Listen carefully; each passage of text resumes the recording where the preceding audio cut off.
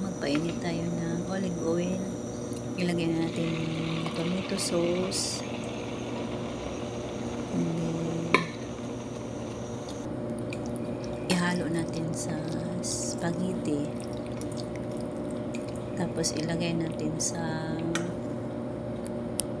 Pyrex. And then, lagyan din natin ng white sauce.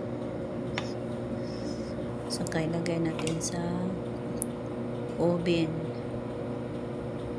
Ano kasi to guys, vegetarian baked spaghetti. Wala siyang meat.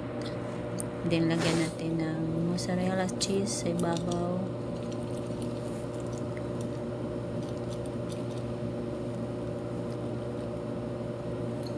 Tapos ilagay natin sa oven hanggang sa mag light brown siya.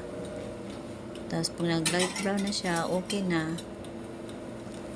Kasi hindi ko na nakunan yung na luto na siya. Thank you for watching.